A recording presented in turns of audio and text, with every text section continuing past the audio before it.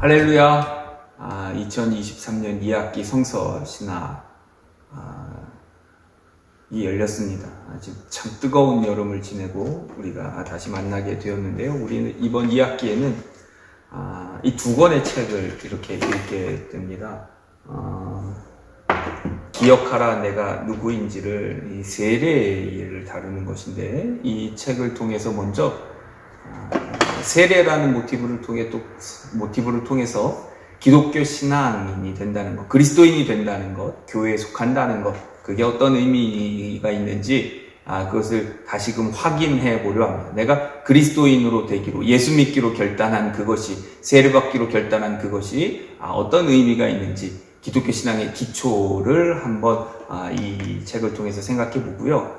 그리고 예수 믿기로 결단한 우리들이 어떤 과정을 거쳐서 신앙이 성장하고 성숙하고 깊어지는가, 그런 주제를 이 순례를 떠나다 이 책으로 함께 생각해 보려고 합니다. 가볍게 이 신앙의 주제를 읽고 묵상하면서 다시금 우리가 그 옛날 처음 신앙을 가졌던 것들을 기억하며 되새기는 그런 계기가 되었으면 좋겠습니다. 오늘은 그 첫 번째 책인 기억하라 내가 누구인지를 이 책의 1장과 2장을 다루게 되는데요. 이 책은 조금 전 말씀드렸듯이 세례에 관한 책입니다. 그런데 이 세례라는 건 기독교 신앙인, 그리스도인이 되는 첫 걸음이기 때문에 내가 그리스도인이다, 그리스도인이 된다는 건 어떤 의미가 있는가, 이것을 확인시키기에 아주 좋은 주제입니다. 그래서 우리는 세례를 받은 지 오래되었을 수도 있고, 세례를 그냥 어떤 예식의 차원에서 지나갔기 때문에 다시금 내가 받았던 세례, 나를 그리스도인이라 확증했던 그 세례의 의미를 이 성경 공부를 통해서 다시금 확인해 본다면 아주 의미 있는 시간이 될 것이라 이렇게 생각합니다. 교재 8쪽을 보면 저자는 이런 얘기를 합니다. 맨 위에서 두 번째 줄 보면 이 책은 그리스도인의 삶에 관한 책이며 생명에 관한 책입니다. 그렇기에 세례에 관한 책, 물에 관한 책, 정확하게는 물과 말씀으로 이루어진 세례에 관한 책이기도 합니다. 저는 세례가 그리스도인의 삶이 어떤 모습이며 어떤 한 방식으로 드러나는지를 알려준다는 확신을 가지고 이 책을 썼습니다. 그러니까 내가 받았던 세례, 예수 그리스도께서 세례를 받으신 이후에 내가 예수님을 믿겠습니다, 예수님을 따르겠습니다, 교회에 속하겠습니다, 교회로 살아가겠습니다 하는 결단과 교회의 허락이 담겨있는 이 세례, 그 의미를 깊게 새겨보는 것으로 그리스도인, 기독자가 된다는 의미가 무엇인지 알 수 있다는 거죠. 그리스도인이란 무엇인가, 내가 그리스도인이라는 걸 어떻게 알 수 있는가. 8쪽 중간쯤 보면 그리스도인은 물과 말씀으로 세례를 받아 새로운 삶을 시작한 예수의 죽음과 부활을 자신의 생명으로 삼아 살아가는 사람이다. 예수님의 죽음과 부활을 자신의 생명으로 삼아 살아가는 사람, 그것을 확증하는 것이 세례이고 그가 그리스도인이라 이렇게 얘기합니다. 그러면 이제 본격적으로 1장, 저 바위를 보아라 너희가 저기서 떨어져 나왔다. 저 바위, 그리고 우리는 바위에서 떨어져 나온 어떤 조각, 그러니까 우리는 이게 보잘것없는 작은 존재, 이 조각 같지만 우리는 거대한 아주 귀한 그것에 속해 있는 존재라는 거죠. 요즘 어떤 프로그램에서 금쪽이라는, 금쪽 같은 뭐 이런 것을 쓰는데, 금쪽이 금 덩어리에서 쪽이 이렇게 떨어져 나오면 금쪽인데, 그 금쪽도 아주 귀하다는 뜻이죠. 금쪽 같다, 이건 아주 귀하다는 뜻이죠. 왜냐하면 금이기 때문에 그렇습니다. 저 바위를 보아라 저기서 떨어져 나왔다. 저 바위가 거룩하고 복되고 귀한 그것에 우리는 속해 있는 아주 귀한 존재이라 너희는 그것을 기억해라 하는 것이 이 1장입니다. 그리고 그것을 확인하는 것, 확신케 하는 것, 인증하는 것, 이제 그것이 세례라는 것인데, 이 1장의 시작은 아주 흥미롭게 초대 그리스도인들의 세례받던 것들을 아주 이렇게 상상 가능하도록 그림으로 우리가 마음속에 그려볼 이미지화할 수 있도록 그렇게 잘 설명해 주고 있습니다. 이 초대교회의 어떤 방식으로 어떤 절차들을 거쳐서 세례를 받았는지 찬찬히 상상하면서 마음에 그려보면서 읽어보면 좋겠고요. 생각보다 오랜 기간이 걸렸구나. 그리스도인으로 양육받고 교육받고 훈련받는데 오랜 시간이 걸렸겠구나. 이것을 우리가 짐작하게 됩니다. 13쪽 밑에서부터 세 번째 줄 보면 왜 그런가? 국가가 교회를 박해하고 있었기에 살아남기도 급급한 처지였지만 교회는 이교 환경에 맞서 신중하게 자신을 구별했습니다. 입교를 원하는 이들은 모두 엄중한 심사를 받았습니다. 그러니까 입교하고 세례를 받고 교회 구성원이 되기 위해서는 엄격한 훈련과 엄격한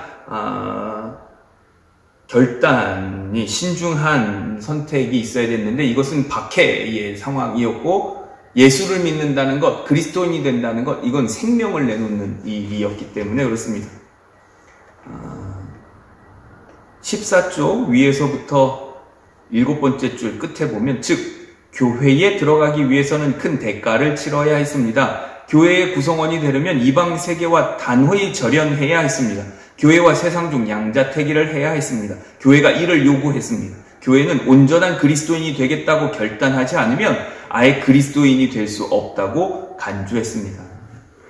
그러니까 그리스도인이면서 세상 사람들과 똑같을 수는 없습니다. 우리는 세상인지 교회인지 그리스도인인지 아닌지 이걸 양단 간에 결정을 해야 합니다.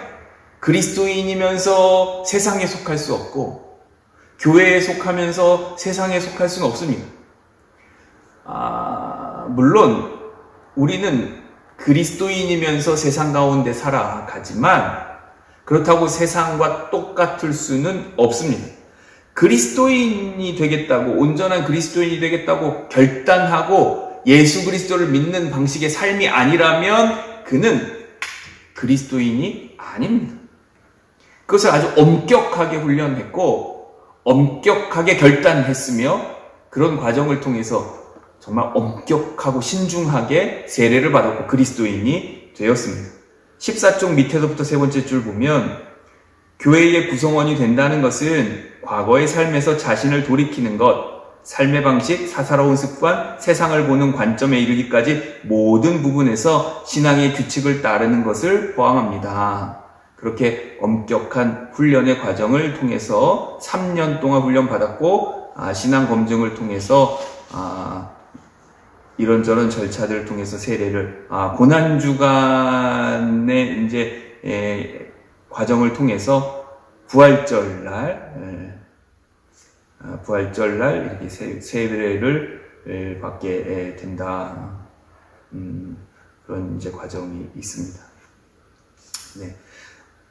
우리가 이 초대교회의 세례에 대한 예식의 설명을 마음에 이렇게 그리면서 상상력을 동원해서 그리면서 이렇게 철저하고도 신중하게 세례를 주는 이들도 받는 사람들도 환영하는 교회 공동체도 이런 과정을 통해서 했구나 우리가 확인할 수 있었으면 좋겠습니다. 이 세례라는 건 기본적으로 우리는 교회에서 이렇게 머리에 물을 견디는데 이것은 온몸을 물에 담그는 걸 뜻해요. 그것도 흐르는 물에 온몸을 담그는 걸 뜻해요. 온몸을 담근다는 건 먼저 씻는다는 의미가 있죠. 그 옛날의 삶, 예수 믿기 이전의 삶을 씻어서 그것은 흘려보내고 흐르는 물에 흘려보내고 이제 예수 믿는 삶으로 다시 살아가겠다. 예수 믿는 삶으로 옛삶과 다른 삶으로 살아가겠다는 결단이 있기 때문에 예수 믿는 사람이 세상 사람들과 같을 수는 없는 거죠. 그러니 우리가 이 책을 통해서 내가 정말 그리스도인 맞나? 정말 내가 세례받은 신앙인 맞나? 이것을 이제 확인하는 계기가 되었으면 좋겠습니다. 그렇게 18쪽에 보면 문답이 이어진 다음에 성찬이 이어지고 이것이 세례받은 사람의 특권이라 이런 설명이 되어 있습니다. 그래서 결론적으로 저자가 요약하고 있는 내용을 보면 23쪽에 보면 초대교회가 생각하던 세례의 특징 1.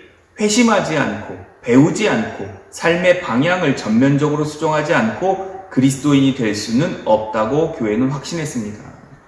그러니까 교회 생활, 신앙생활이라는 게 어떤 동아리 활동 같은 게 아닌 거죠. 세상의 풍조를 따라, 세상의 처세를 따라 사는 방법이 있고 예수 그리스도를 믿으며 살아가는 방법이 있습니다. 세상이 요구하는 방식과 예수님을 믿으면서 살아가는 방식이 서로 다를진데 우리는 선택할 수밖에 없는데 예수 믿는 방법, 하나님의 뜻을 따라 살아가기로 결단한 사람, 어떤 경우에도 하나님을 선택하기로 결단한 사람, 그가 그리스도인이라 이런 설명입니다.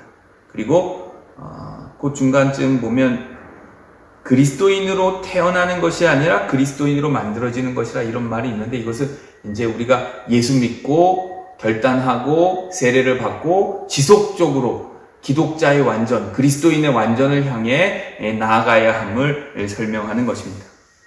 2번, 초대교회에서 세례는 단순히 주일 예배 중간에 끼워 넣는 하나의 의례가 아니었습니다. 세례는 그 자체로 회심과 성장이라는 긴 과정의 정점이자 지속적인 변화와 성장이라는 또 다른 긴 과정의 시작이었습니다.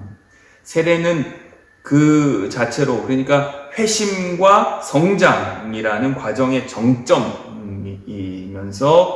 또 지속적인 변화와 성장을 향한 긴 과정의 시작이다. 클라이막스인 동시에 시작이다. 이런 말입니다.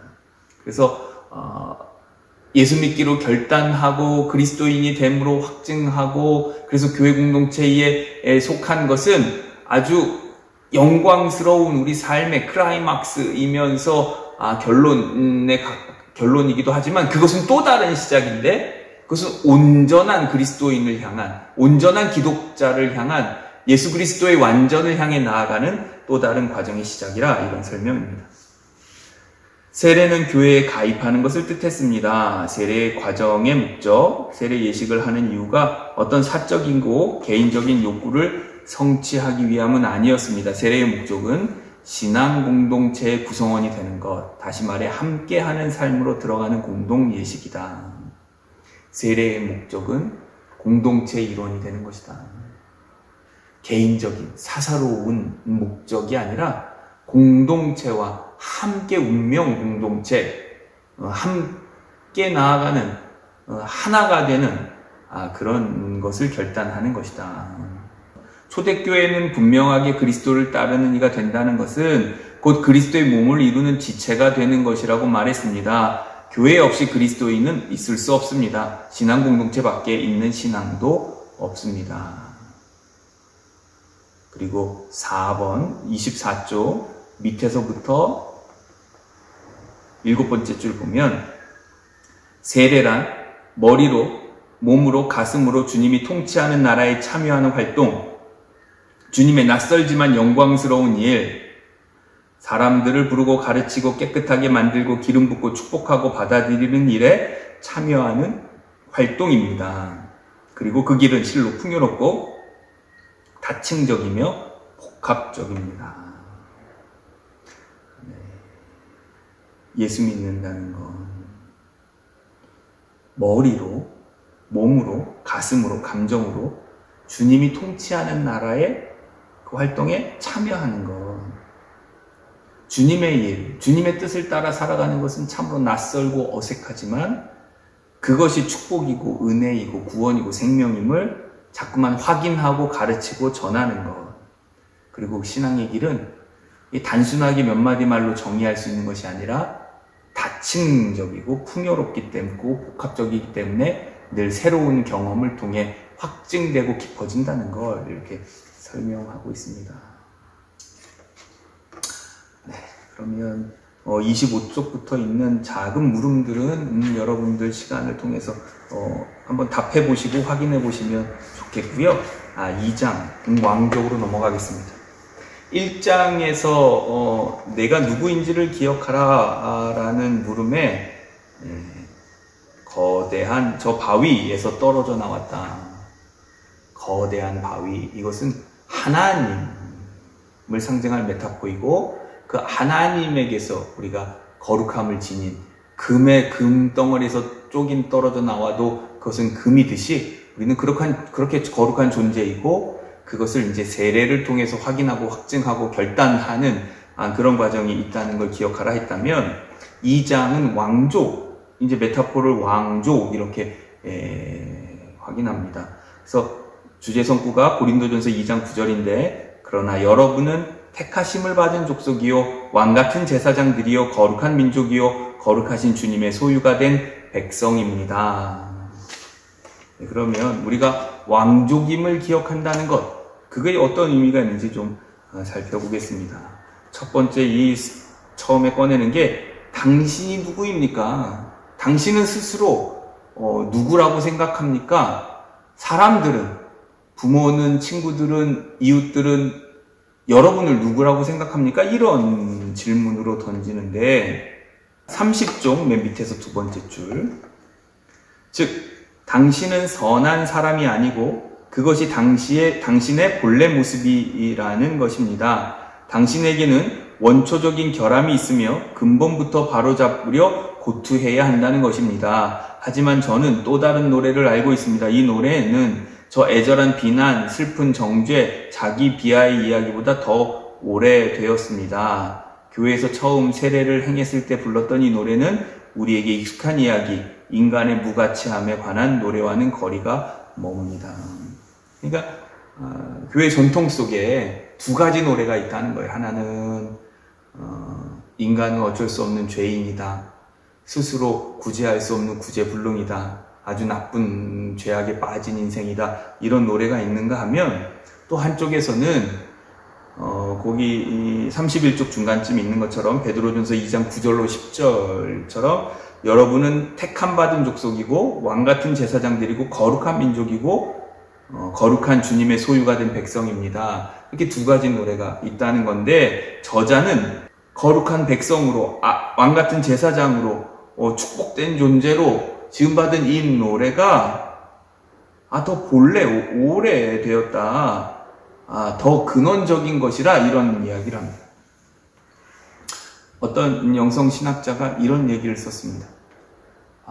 원복, 오리지널 블레싱.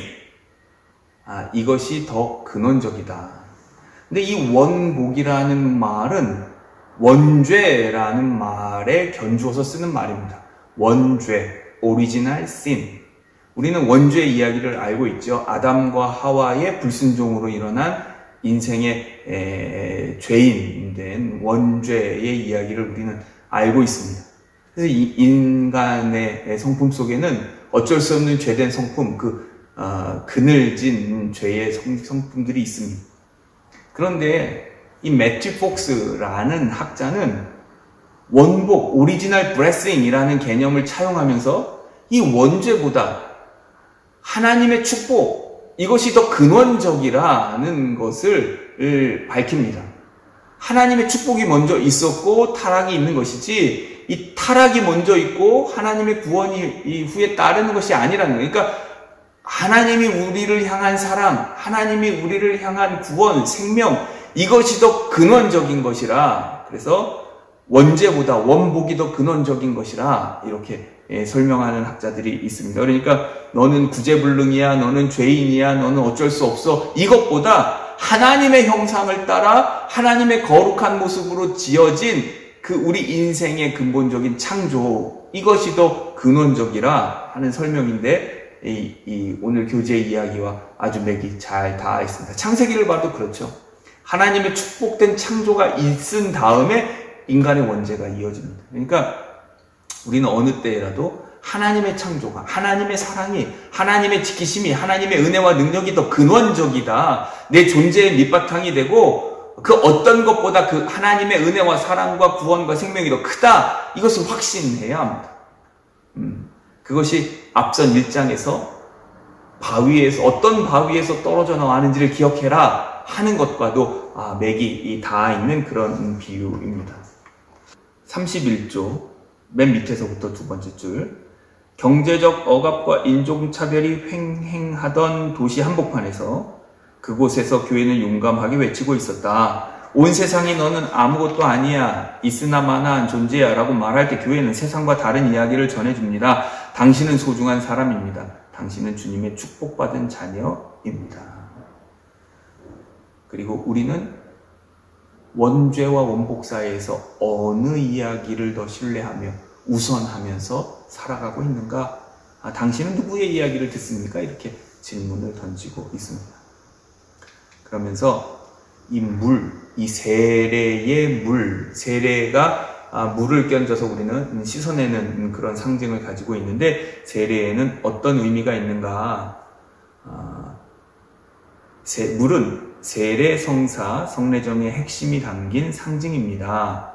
그 밑으로 하나, 둘, 셋, 넷, 다섯에서 7번째 줄 보면 더러운 것을 씻고 중요한 자리에 누군가를 임명하는 것이 된다. 씻음과 성별, 이것이 세례에 담긴 중요한 의미라 하는 겁니다. 그 32쪽 밑에서부터 4번째 줄에 보면 교회는 공동체에 가입하기 위해서 더러운 영을 깨끗하게 씻어내야 한다. 당시 그리스도인들은 생각했습니다. 그러니까 물 혹은 기름을 썼다는 것, 세례를 베푼다는 건 이전 것을 더러운 것을 씻어내는 것, 상처를 고쳐내는 것, 닦아내는 것, 이것을 의미하고, 또 성별 혹은 지명, 구별, 이것을 의미했다. 그리고 33쪽에 보면 그렇게 기름 부음 받은 사람은 성별되고 구별된 사람에게는 하나님이 당신의 일을 위임한 사람이며 특별한 자질이 선물로 주어지는 것이라 이렇게 믿어졌다. 그리고 33쪽 밑에서부터 6번째 줄 보면 그렇게 기름 부음 받은 사람, 세례 받은 사람은 주님의 특별한 보호와 보살핌을 받는다고 믿었다. 그러니까 세례가 가진 성별은 죄씻음, 죄사함, 씻음과 성별인데, 성별의 첫 번째 의미는 하나님의 일을 위임받은 것, 그리고 두 번째는 그 위임과 함께 자질과 또 은사를 받는다는 것, 세 번째는 특별한 보호와 보살핌을 받는다는 것, 그렇습니다. 그리고 기름 부음 받은 자라는 의미, 그것이 예수님을 가리키는 메시아, 그리스도나 메시아다, 다 기름 부음 받은 자다, 기름 부음 받은 자라, 그런 의미를 갖고 있다 하는 말의 설명이 34쪽 위에 있습니다. 이건 아주 우리가 예수 그리스도를 믿고 따르는 신앙인에게는 이 그리스도라는 말에 가진 의미도 중요하기 때문에 잘 기억해 두는 건 의미 있다 이렇게 생각합니다. 그리고 나서 34쪽에 이런 질문을 던집니다. 그렇다면 예수가 그리스도라는 것이, 그가 메시아이고 기름 부음을 받은 자라는 것이 우리와 무슨 관련이 있는가? 그러면서 고린도 후서 1장 21절로 22절의 말씀을 인용합니다. 우리를 여러분과 함께 그리스도 안에 튼튼히 서게 하시고, 그러니까 예수 그리스도가 메시아고 기름 부음 받은 자라는 것, 예수 이름을 믿고 우리가 세례받은 사람이 되었다는 것은 그리스도 안에 튼튼히 서고, 또 우리에게 사명을 맡기신 분은 거룩한 아버지라는 것, 그분께서 또한 우리를 자기의 것이라는 표로 인치시고 그 보증으로 마음의 성령을 주셨다. 이것을 이제 설명하고 있습니다. 그래서 35쪽 맨 위에 줄 보면 그리스도의 이름으로 세례받은 이는 누구나 그리스도처럼 기름 부음을 받고 그분의 인장에 찍혀 제사장이자 예언자 왕이라는 그리스도의 세 가지 활동을 하게 된다는 것입니다. 고대 이스라엘에서는 기름 부어 세우는 세 가지의 역할이 있었습니다. 첫째가 제사장, 두 번째가 예언자, 세 번째가 왕입니다. 그런데 예수 그리스도 할 때 그리스도는 기름 부음 받은 자라는 의미라고 했잖아요. 그래서 고전적으로 예수 그리스도의 역할에 이 제사장, 예언자, 왕으로 나눠졌던 역할이 그리스도께서 다 단번에 이루신 것, 이렇게 우리는 교회의 전통 속에 믿어왔습니다.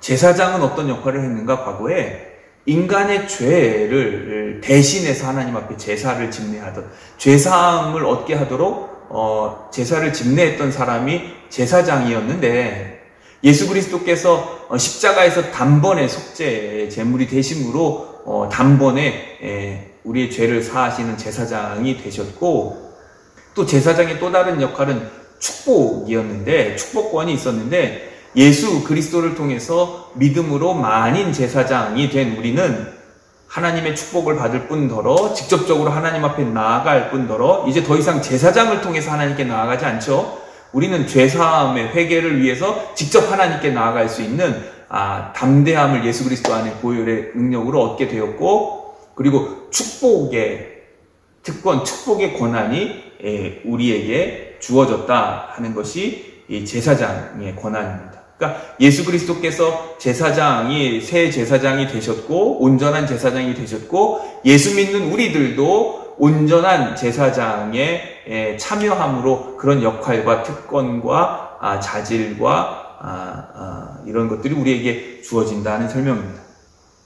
예언자는 하나님의 뜻을 대언하던 사람들이니까 하나님의 뜻을 알고 하나님의 뜻을 전파하는 사람인데, 예수 그리스도께서 이 세상에 오셔서 하나님이 어떤 분이신지 율법에 매여 있는 인생들, 성전 체제, 유대교 체제에 매여 있는 인생들에게 하나님이 어떤 분이신지, 하나님의 사랑이신 하나님을 우리에게 가르쳐 주셨고, 하나님의 마음이 어떤 것인지 가르쳐 주셨고, 그래서 예언자들이 했던 그 하나님이 어떤 분인지 하나님의 말씀을 가르쳐 주신 예수 그리스도를 믿는 우리 또한 하나님이 누구이신지 알고 하나님의 뜻을 알 수 있고 하나님의 뜻을 대언할 수 있게 되었다. 우리 또한 예수님처럼 예언자의 역할을 하시게 되었다. 그리고 왕은 통치인데 하나님의 백성을 통치하고 하나님의 나라의 역할을 감당하며 통치하는 그런 것인데, 우리도 이 세상 속에서 그리스도인으로 이 세계를 하나님의 나라로 이끌어가는, 경영해 나가는, 통치해 나가는 그런 특권과 역할이 우리에게도 주어진다. 그래서 제사장, 예언자, 왕, 이것은 기름 부음 받은 예수 그리스도 안에 나타난 하나님이 우리에게 허락한 역할이고, 그리고 예수 믿는 우리도 그 안에서 이런 특권과 역할을 감당할 수 있게 되었다 하는 설명입니다. 그래서 35쪽 중간 그 인용한 성경 밑에 보면, 세례받은 이들을 향해 택하심을 받은 족속, 왕같은 제사장, 거룩한 민족이라고 선언할 때 이는 수세기 전 주님께서 이스라엘 백성을 향해 주신 말씀을 다시 울려 퍼지게 하는 것입니다. 그러니까 출애굽과 가나안의 축복이 오늘날에 다시금 우리에게 주어지는 그런 의미가 있다. 그리고 35쪽 밑에서부터 두 번째 줄, 세례를 통해 이방인들까지 이스라엘이 누리던 지위를 함께 누리게 되었다. 세례에는 그런 의미가 담겨 있다. 36쪽 맨 위에 줄, 그리스도 참 왕이신 그분이 그들을 구원하셨듯 이제 그리스도와 함께 왕족이 된 이들도 다른 이들을 구원하는 일, 그들을 어둠에서 불러내어 자기의 놀라운 빛 가운데로 인도하신 분의 업적을 선포하게 한다. 그러니까 세례받음으로 그리스도인이 된다는 건 제사장, 예언자, 왕, 이 특권을 우리가 같이 나누어 오늘 이 시대에 그리스도께서 하셨던 그 일들을, 그리스도께서 하셨던 그리스도의 역할들을 오늘 우리가 우리의 역할과 형편과 분깃을 따라 감당할 수 있게 되었다. 하나님이 그렇게 세워주시고 능력을 주시고 역할을 감당할 수 있도록 도와주시고 인도하신다. 그것이 우리 가운데 있다. 설명하고 있습니다. 그래서 36쪽 위에서부터 하나, 둘, 셋, 넷, 다섯, 여섯, 일곱, 여덟 번째 줄, 세례란 그리스도교 공동체에 가입하는 예식이자 특별하게 구별된 존재로 인정받고 임명되는 임명식입니다. 그리고 그 활동은 빛이라는 메타포로 설명되는데, 세례를 받은 이들과 함께 초를 켜면서 당신은 세상의 빛입니다. 그 빛을 발하십시오. 달이 태양빛을 발하 빛을 내듯이 예수 믿는 우리들은 예수 그리스도의 빛이 우리 가운데 머물므로 세상에 그리스도의 복음, 그리스도의 빛을 비출 수 있게 되었다.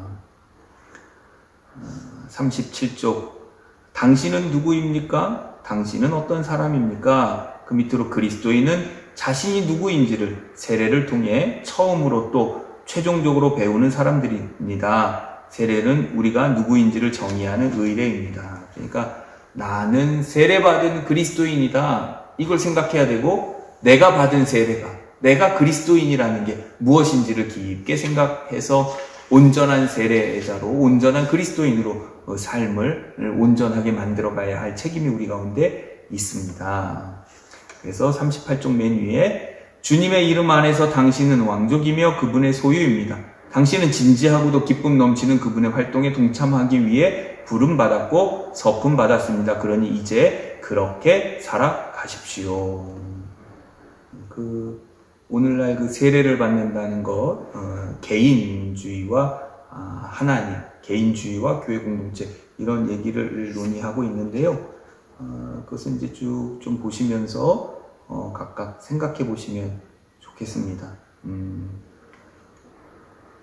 내가 구원받고, 내가 축복받고, 내가 잘되고, 내가 천국 가고 이렇게 주어가 나로 되는 건 이거는 어떤 의미에서 온전한 그리스도인의 자세는 아니라는 거죠.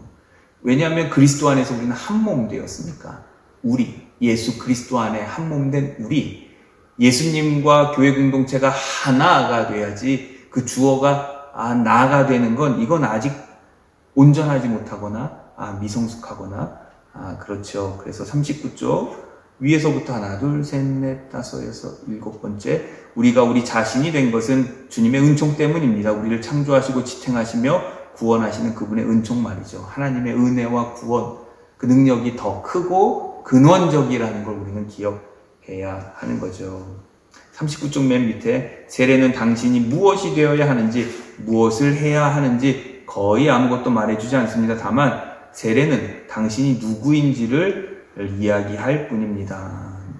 우리는 누구인가? 하나님의 거룩한 백성, 왕같은 제사장이다. 우리는 본래 하나님의 거룩한 백성, 왕같은 제사장이고 세례는 그것을 확인하고 확증하는 것이니 나아가 그렇게 살아라 이런 설명입니다. 근데 미운 오리 새끼처럼 오리 가운데 있는 백조는 백조로 살지 못하고 오리로 살잖아요.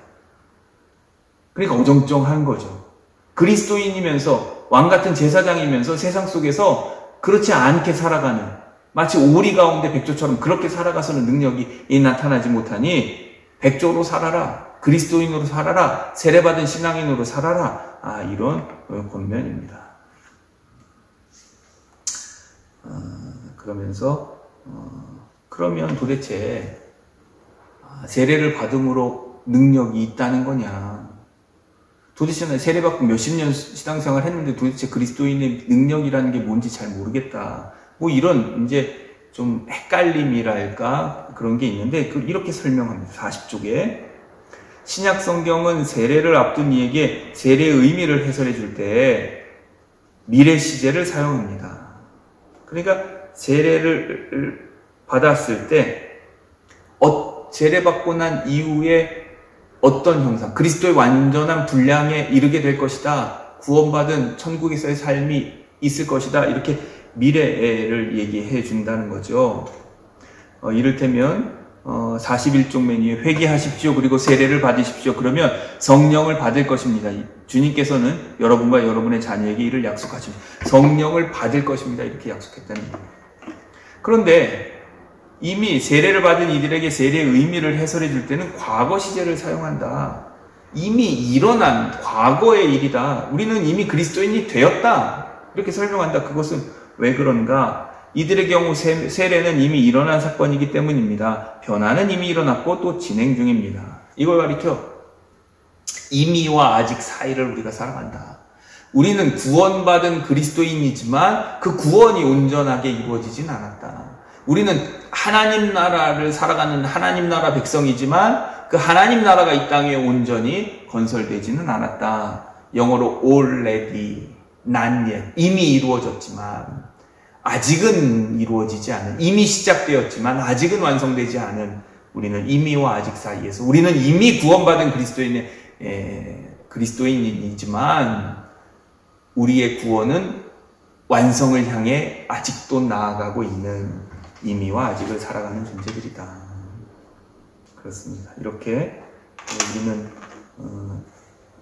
세례를 생각하면서 세례받은 우리가 누구인지를 기억해야 한다 하는 두 가지 주제를 생각해 보았습니다. 이후에 여러분들이 44쪽 이후에 있는 물음들도 스스로 한번 쪽을 찾아가면서 답을 해 보시고요. 생각해 보자는 주제 생각해 보시고 자신의 궁금한 거나 토론을 통해서 더 깊은 심화의 과정으로 나아가시면 좋겠습니다. 한 주간 평안하게 잘 지내시고 다음 주에 다시 뵙겠습니다. 기도하겠습니다. 사랑과 긍휼이 많으신 하나님, 우리 2023년 2학기는 그리스도인으로 살아간다는 것, 그리스도인이 된다는 건 무엇인지 그 신앙의 기초부터 그 과정을 돌아보려고 합니다. 우리는 이미 그리스도인으로 구원받은 하나님의 자녀들이 되었지만 웬일인지 곳곳에서 그런 능력과 기품과 역사가 나타나지 못하고 좌절하고 실망할 때도 많이 있습니다. 그러나 우리는 온전한 것을 향하여 나아가는 끊임없이 정진하는 믿음의 사람들이오니 성령께서 함께하여 주시고 붙잡아 주시어 그리스도의 장성한 분량에 이르기까지 아름답고 거룩한 믿음의 삶 살아갈 수 있도록 주님 도와 주옵소서.